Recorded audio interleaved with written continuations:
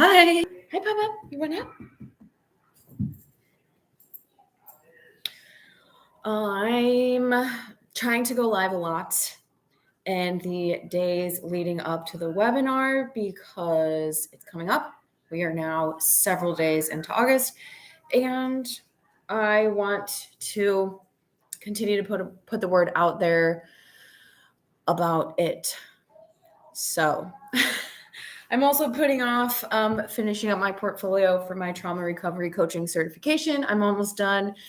And I struggle with organization and like wrapping this thing up. It should be so simple and I just need to get it done. But I've had a very long day and okay, my phone is charging. Sorry.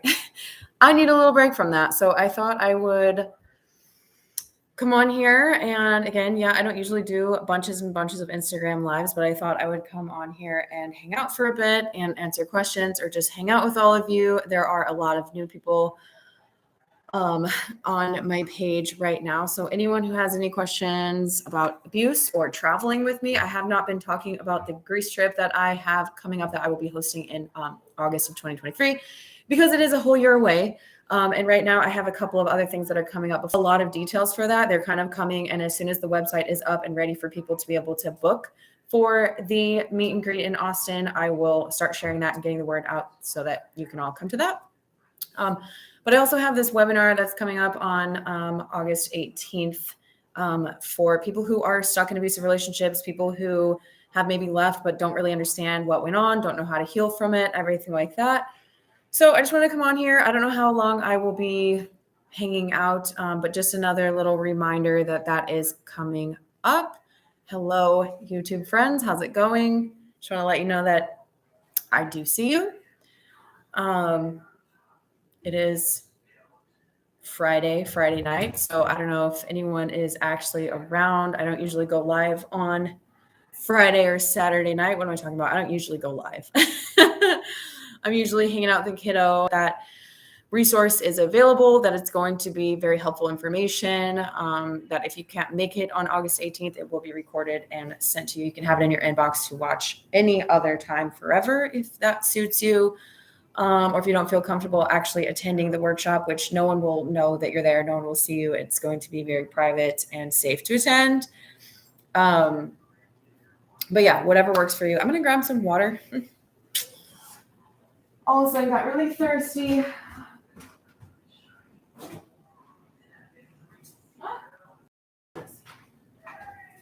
What's up, Pip? So anyway, hello, everybody. How's it going? Yes, I have been doing more Instagram lives than I usually do. Just, again, popping on to help spread the word that we are doing a webinar in 12 days. As you saw, that is the title of my Instagram live. Just to see if anyone has any questions about that. If anyone has any questions about abuse or resources or events coming up, travel, anything like that, I'm here for that. Or just introduce yourselves. Tell me where you're from. That usually gets people going.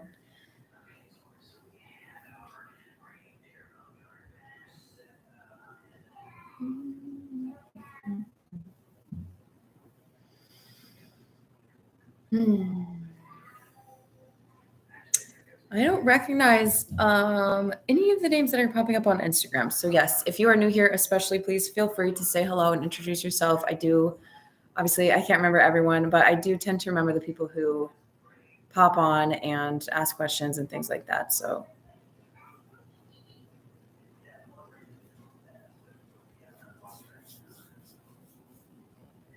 I'm getting itchy.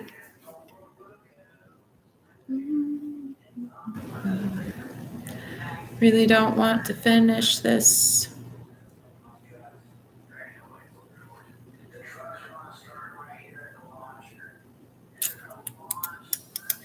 Hello again from Australia. Hi, welcome back.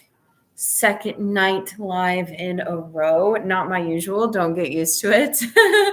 I'm not very consistent on my lives right now. I was asked last night if I would be coming up with a more consistent live schedule. I am going to try to figure that out so that I can be more available for people. Obviously, it's not going to be every night like right now. In the lead up to the webinar, I'll probably be live. Hey, thanks for sharing your story. Thank you so much. And thanks for being here. Hi, Erica Lee, author. Long time no talk.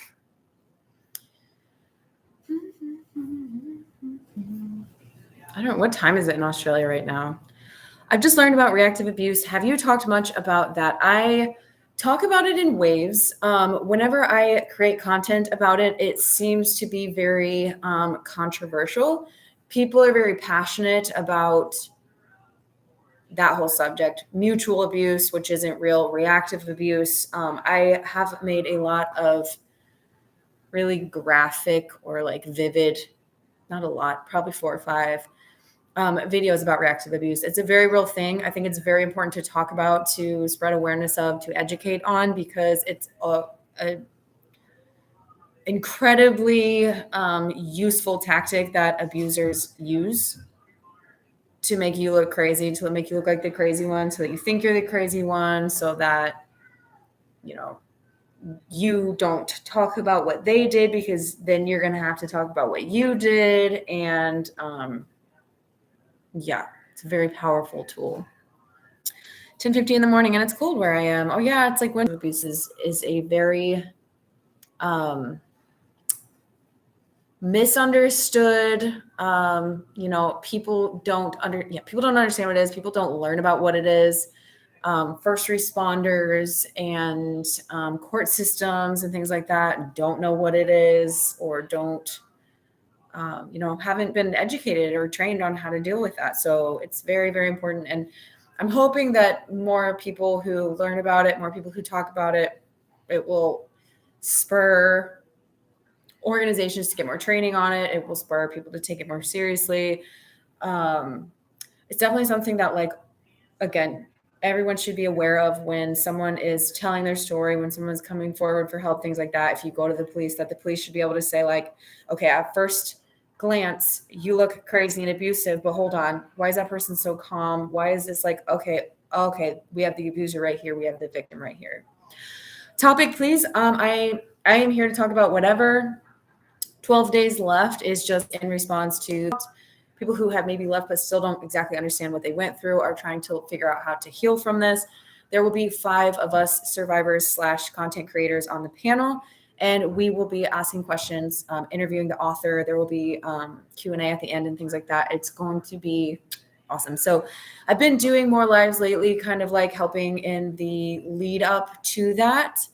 The book is called Why Can't I Just Leave? The webinar is called Why Can't I Just Leave? So it's going to be really awesome. If you are interested and want to go, the link is in my bio. It's the Beacons link, and then you can just see where the webinar tickets are, or there is a highlight called webinar that will have the ticket information in there. Thank you for asking. Hi, Marguerite. Welcome in. Hello. Nice to meet you. Please mention of career prize. Yes, I was very surprised as well. We did a fundraiser last year, collected 30,000. We have one this year as well. I love the name. What's the fundraiser? When I confide my experience, I'm often asked who led him to do this. Is there really a reason to do this? Is this normal? So a lot of people who don't understand emotional abuse or covert abuse or even physical abuse, they do think, like, it was sort of handed down to us that, like, back in the day, like, if the husband hit the wife, it's because she didn't cook dinner. She didn't have dinner on the table, or she burnt dinner. Like, the house wasn't clean when he got home. Like, that was normal, like normalized. And that was all like handed down to us. So people just think that if someone reacts, if someone freaks out and punches a wall or does this, that's because you push them. But there is no excuse. Like you said, there is no excuse for abuse ever.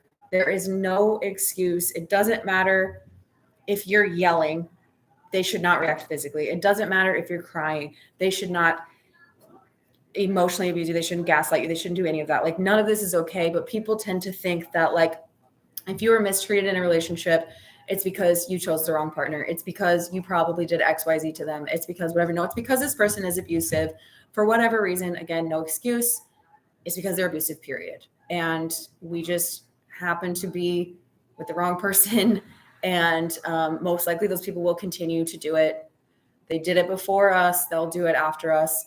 I am lucky that I know for a fact and have had conversations with previous partners of my abuser, and I know that they are a very violent, abusive person. And unfortunately, I also know, just because I was with them for 2.5 years and saw how they are and how they think and how they talk and all of that, that they're going to continue doing what they're doing. So it's just that they're abusive people. Domestic abuse. Awesome. Or do you work for like an organization, or are you donating it? I think I might have missed something. I heard Kansas is a traditional red state, but got surprised. Yeah, thank God you got away. Oh, thank you. And same for everyone else who got away. It's very scary, and definitely lucky to be here. So I was lucky enough to get paid domestic violence leave after my separation to organize my life, where I was staying, psych appointments, etc. Anything like that in the USA? No.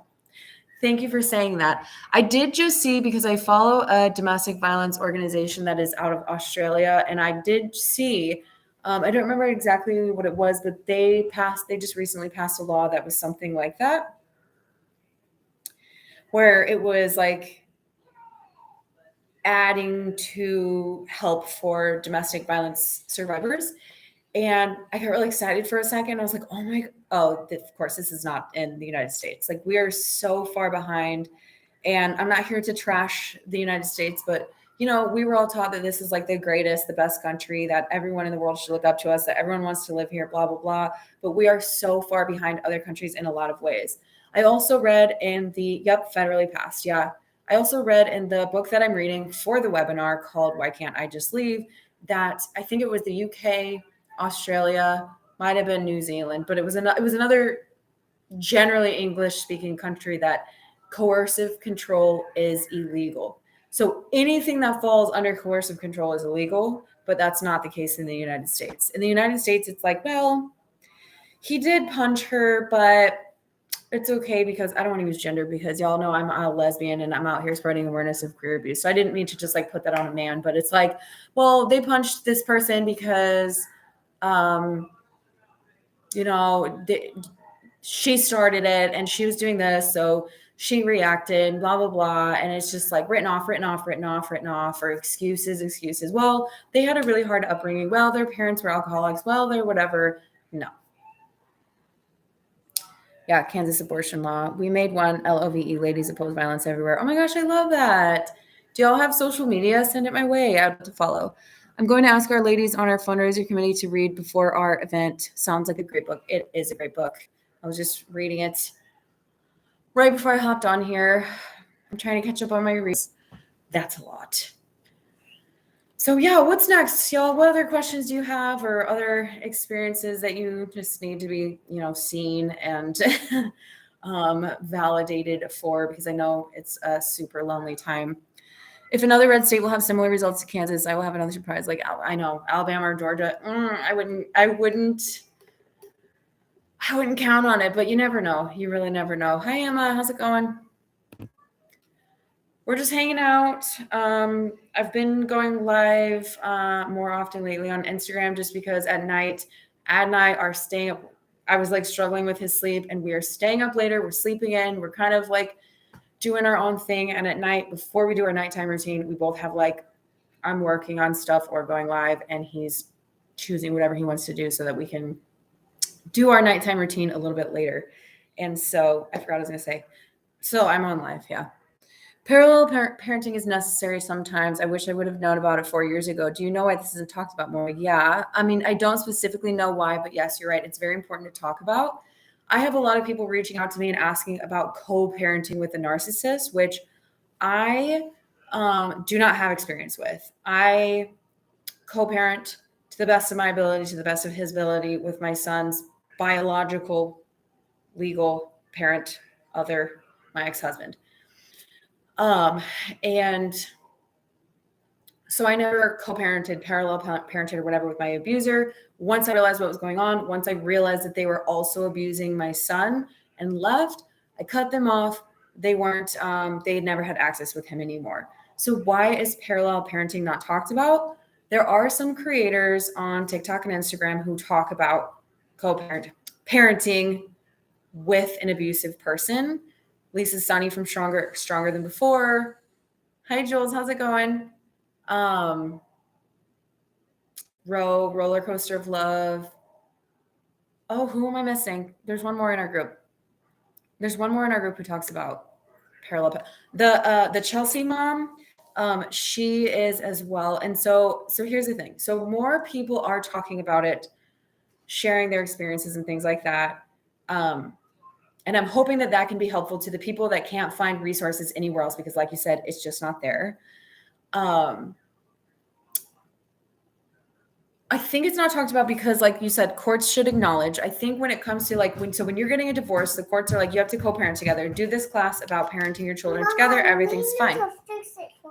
Oh, I'll be right back. I need to fix something for out there. What is it? What happened here? Oh, this isn't the right thing, is it? No. What do you want?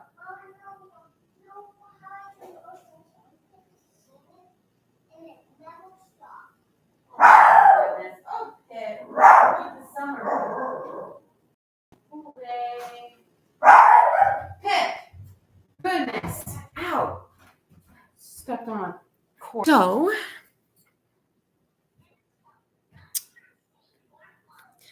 the courts assume that everyone is reasonable, which they shouldn't, because they're seeing horrible people coming to court for horrible things. Just in general, not like they're supposed to be there to help people, to help families, to put kids first, but the system is broken. And I'm not in it. I've never been in it, but I've seen stories.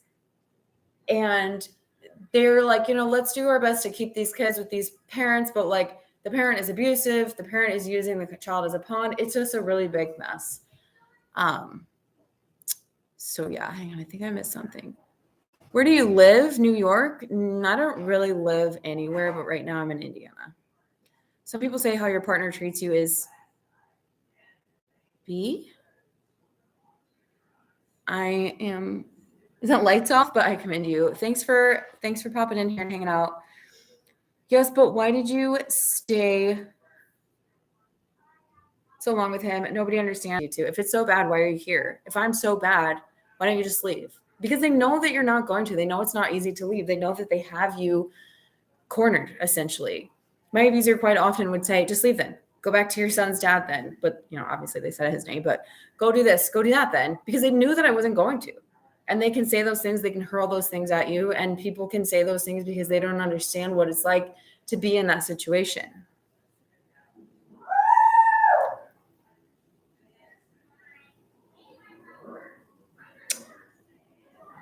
Pip, are you okay? No.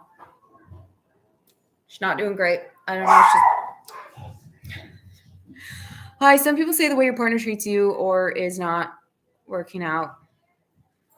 Why it's not working out is because you are not meeting their needs, which is on us, which I disagree with, as there's only so much a person can say or do. I literally gave every ounce of my being. I sacrificed like every part of myself trying to make this person happy.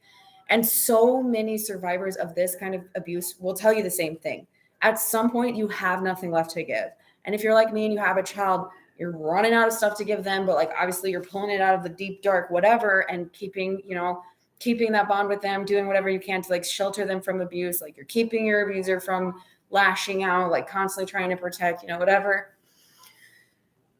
And people will say that, like people will justify, there's a lot of like compartmentalization. And I think I talked about this yesterday as well. It's like, well, I had to cheat on you because you weren't having sex with me, or you're pregnant. You were uncomfortable for 9 months. I have needs. I had to go somewhere else and do it.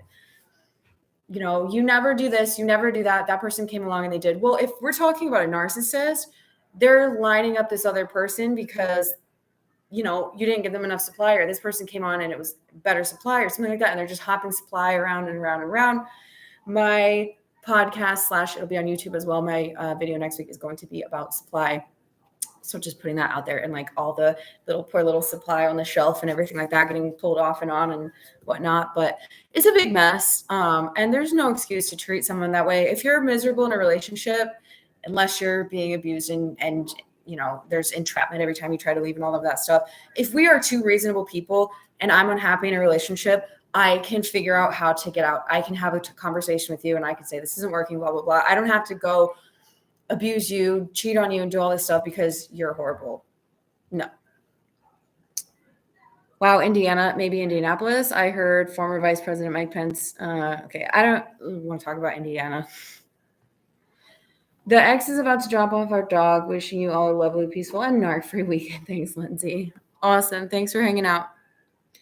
Apparently, it is on us to ask our partners if we are meeting and fulfilling all their needs. And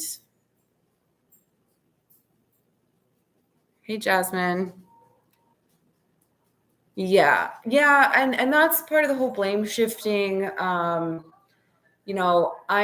perfect. I don't make mistakes. You were perfect when we met, but for some reason you don't act like you used to. You don't dress like you used to. You don't dance like you used to. You don't laugh like you used to. What happened to you? What's wrong with you? Figure out what's going on. You're trying to fix a relationship. You're spending money. You're spending time. You're spending energy. You're losing yourself. But you're not making me happy either. Because again, you're not who you used to be because I've just destroyed you. And so, yes, that's very true.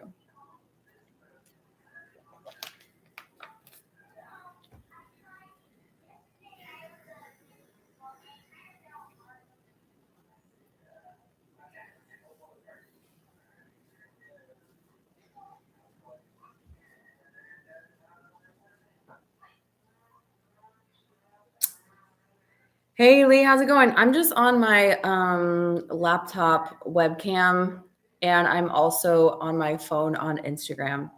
I know my webcam's kind of blurry.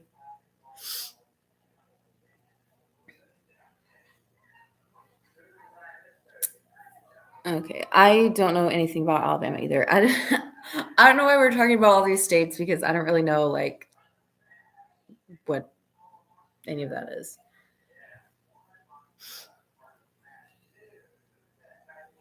I'm gonna send you the screenshot to the group. Oh, is it super blurry? Ugh, great. You know what? It's okay though because nobody follows me on YouTube. I just have it on in the background because we're working on it. But also my connection is unstable. But for some reason on Instagram it seems to be okay. We'll see. Trying to go live on TikTok, but my internet is not good enough to go live on TikTok. So we're limping along here. Ben has a good camera option. Awesome. I'll message him after this and get it done. When I go back to Washington, I don't know how long I'll be back in Washington, but I have to get myself all figured out. I lost my tripod. I lost my, the ring light on the tripod. I have no gear. So I'm just winging it. Right now, my phone is charging and propped up against my laptop. So you know what? We're doing the best we can. Keep it rolling. That's right. Any tips to build your confidence and love yourself? Get rid of all the abusive people. Get rid of all of the people around you who make you feel uncomfortable, who you feel uncomfortable around. And I love it. Thank you. Do that first. Clear the air, because I can tell you right now that I have never been more confident and never liked myself more in my life than I have since I went no contact on October 20th of 2021. I remember the day, taking back your hobbies, doing things for you, doing self-care, and because I think one of the worst things for self-confidence is having someone in your ear who doesn't want you to be confident. What's the thing in Texas you mentioned the other day? So we are having a meet and greet in Austin, Texas, October 15th. I can't share too much more. We can't share the link yet. We can't share the website or anything like that because it's not completely ready to be shared yet. But as soon as it's ready, all of us in the Narc Avengers group, there's 16 of us right now. I believe 8 of us will be there. Some really big names in terms of content creation around narcissistic abuse, education, one-on-one coaching, all that stuff are going to be there. We're talking published authors, people with PhDs. It's going to be really awesome. And then there's like some regular people like me who are like, hey, I was abused and I want to help people. Like, what can we do here? But there will be a meet and greet, and that's going to be free. It's going to be several hours long where you can just come, say hello to all of us, everything like that. We'll be offering one-on-one coaching sessions as well. And I think maybe something else, I'm not 100% sure, but there'll be like a sign up. You can get tickets for it and stuff like that. 'Cause I don't know how many people can attend the meet and greet or how that works. I am not on like the planning committee. I don't even know if there's a planning committee. I'm not a planner. I'm just like taking the information as it comes. But yeah, stay tuned for that. Again, as soon as I get that information, I will pop it out there. Can I tell you some exciting news? Of course.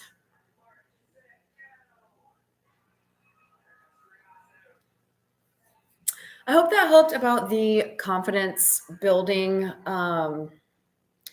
It's really hard, especially when like your whole life you haven't felt like you were worth, being loved or like that you deserve to be treated well. Maybe your parents just didn't give you a good start in life, maybe through no fault of their own, but like it is very, very hard.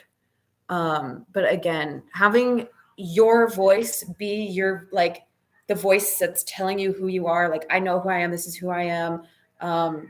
I am a good person. All that stuff helps so much more than having someone be like, you're not a good person. Nobody likes you. Why are you wearing that? You don't look good in that or whatever. I just came out to my boss, your old boss. That's awesome. How did it go? Sounds like it was good news. Does talking about it help your healing process?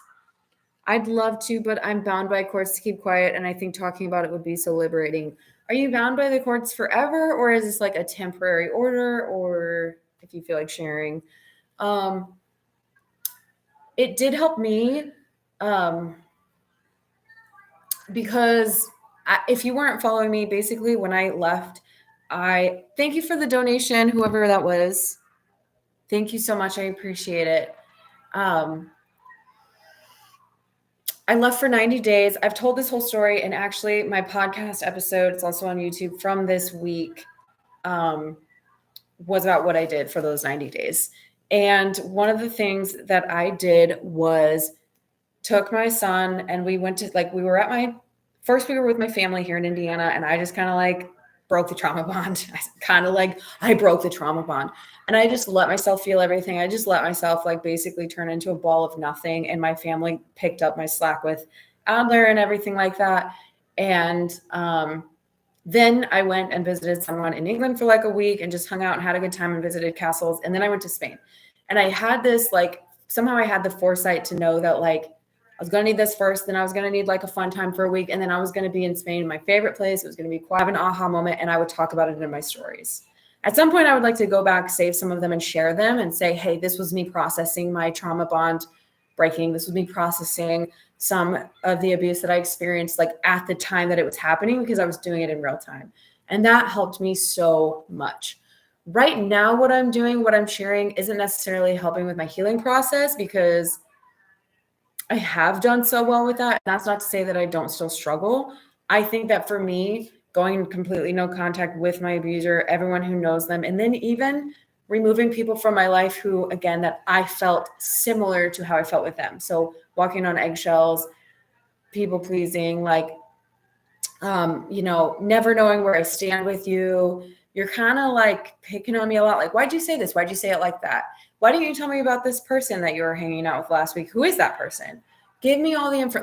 Just very much felt like I had to earn your approval.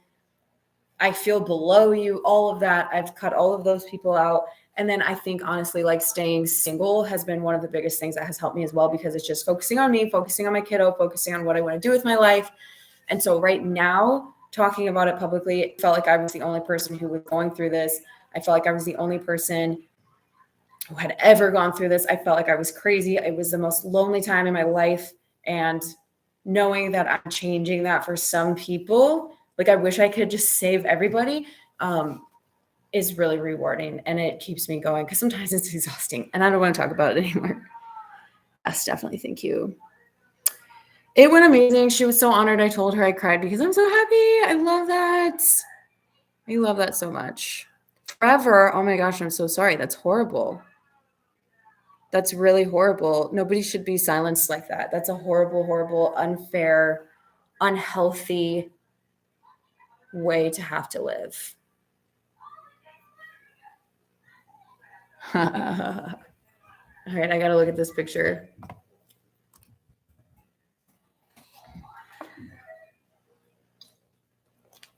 Because I think talking about our experiences not only helps ourselves, like obviously you have to be able to find the right person or the right place to do it. Like sometimes it might be a therapist or a coach. It might be a close friend, but someone who's far away. It might not be our family. It might not be the people who it seems like we should be able to talk to because they don't understand. And so, being able to talk about it for a lot of us is essential to healing. And if you're bound, that can make it very hard to do. I do hate that for you, though. You okay, buddy?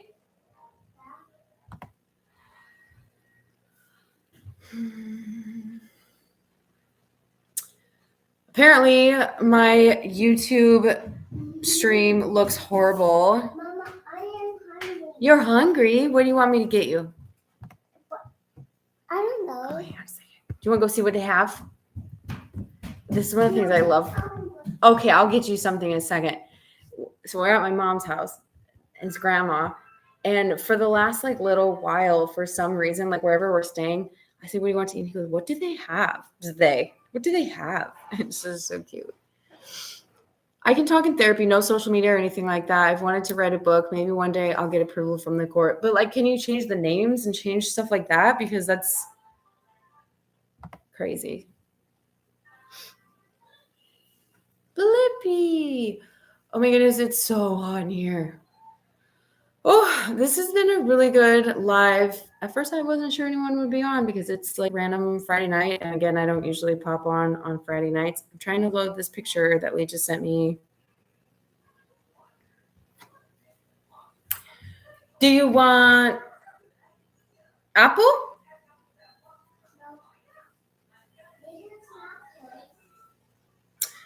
Didn't think of that. Probably a loophole. Yeah, I think if you change the names and change any identifying information so that person really can't sue you, because you're there's no defamation of character, there's no this, there's no that, because your name is, I don't know, Charles, and the character in the book's name is Janet. There's no tracing it back to whatever. Obviously, when you write a book about abuse, you're not using your abuser's real name, but changing any identifying, whatever. I mean, I'm not trying to get you in a yucky place, but I feel like there's a loophole, and you could probably even just Google it. And I don't know, it might be a specific situation for you, but join join an author's support group or something and ask people, because I know there are people who have written about their abuse who couldn't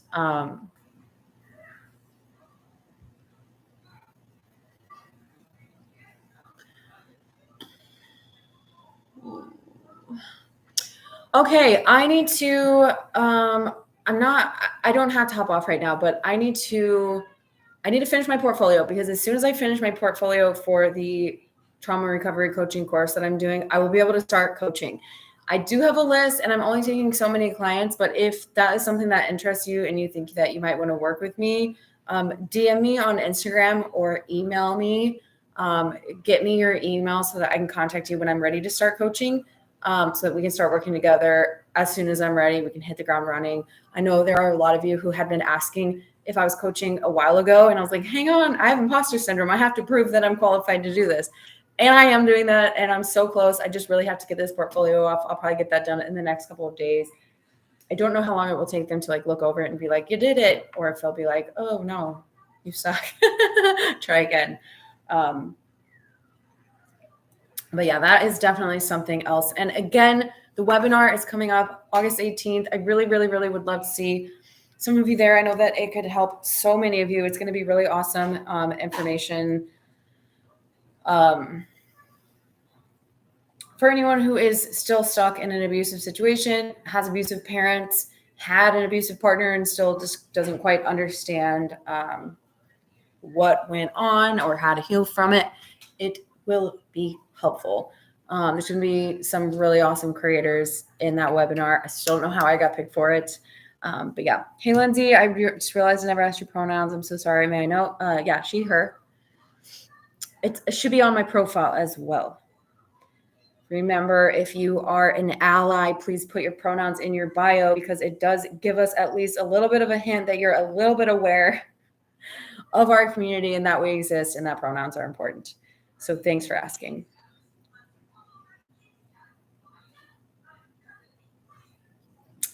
What else, y'all? Any other last little questions here? Is there anything that you need? Resources? Probably won't hop on this weekend unless I do like a sneaky little day live at some point. But I have been kind of hopping on here a little bit more just to get the word out about the webinar. I'm not super good at like marketing and putting stuff out there for people to know about. So I'm trying to do that now that it's August. We're getting really close to the actual day of it. So true. I didn't know I could put mine in there. Thank you for sharing. Yeah, I believe now Instagram has a spot in like when you go to edit bio where it says pronouns and you can pop them in there. So that is really nice.